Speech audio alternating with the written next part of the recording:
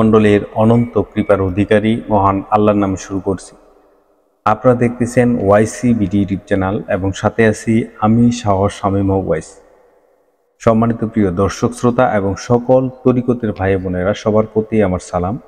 আসসালামু আলাইকুম ওয়া রাহমাতুল্লাহি ওয়া বারাকাতুহু।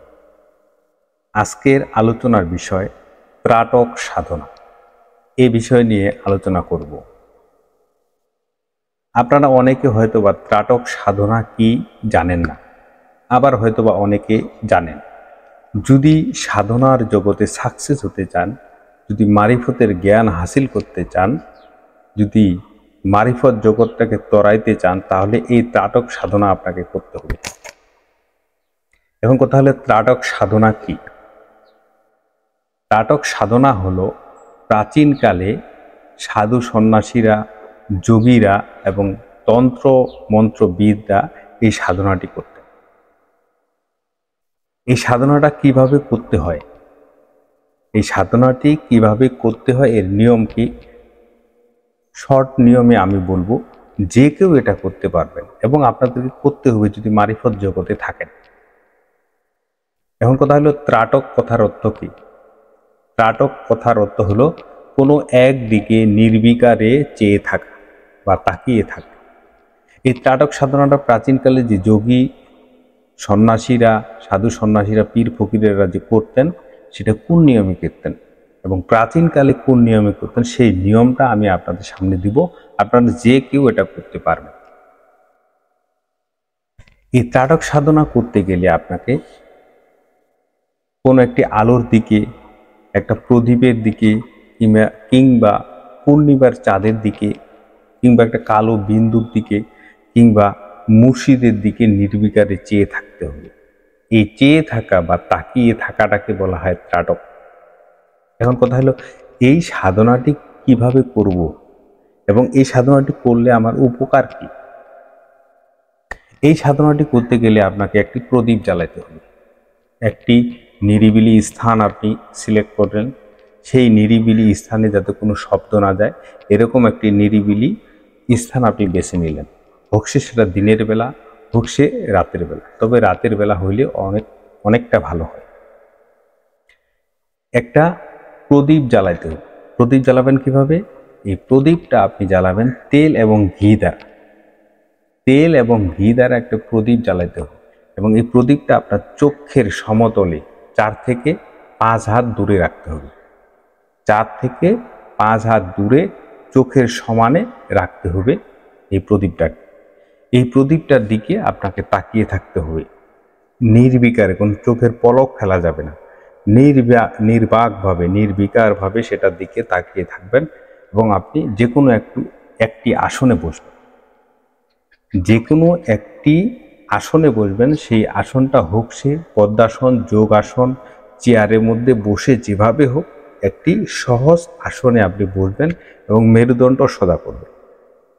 মেরুদণ্ড সোজা করে চোখটা আপনার ওই প্রদীপটার দিকে তাকিয়ে থাকবে। এই প্রদীপটার দিকে তাকিয়ে থাকবেন নির্বিকারে, কোনো চোখের পলক ফেলা যাবে না। এর মধ্যে যতক্ষণ আপনি তাকিয়ে থাকতে পারেন, যতক্ষণ পর্যন্ত আপনার চোখ ঝাপসা না দেখে, যতক্ষণ পর্যন্ত আপনার চোখের মধ্যে পানি না আসে, ততক্ষণ পর্যন্ত আপনাকে সেটাকে অপলক চোখে তাকিয়ে থাকতে হবে।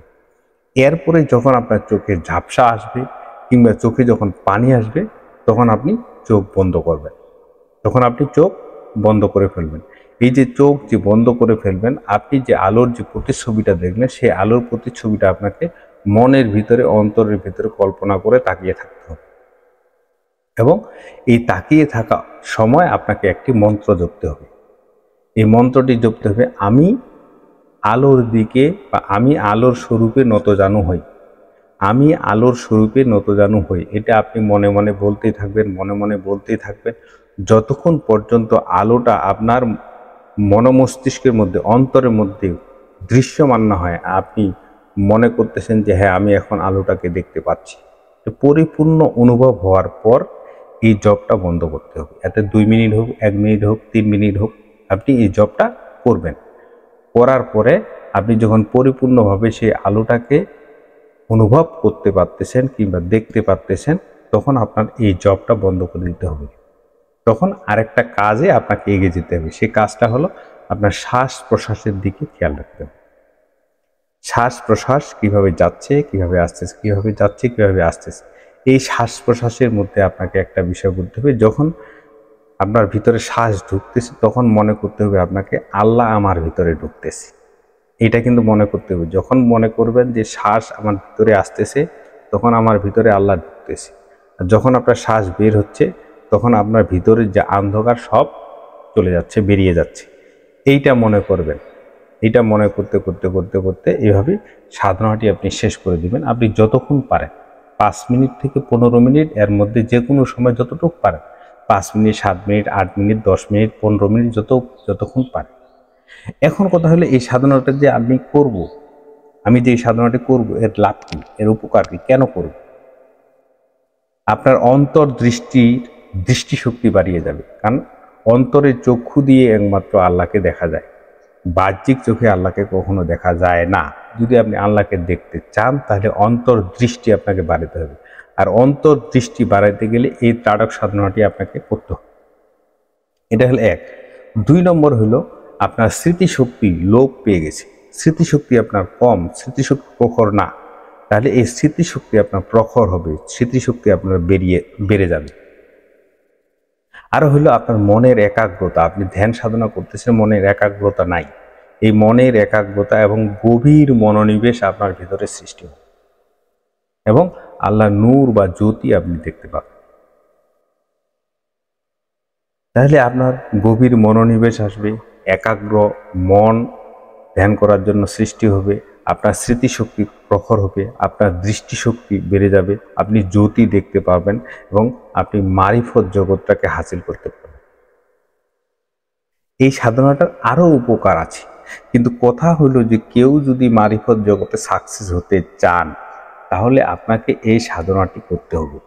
কারণ এই সাধনাটি না করলে আপনার স্মৃতিশক্তি কখনো প্রখর হবে না, আপনার অন্তর্দৃষ্টি কখনো দৃষ্টিশক্তি বাড়বে না, আপনার থার্ড আই খুলবে না।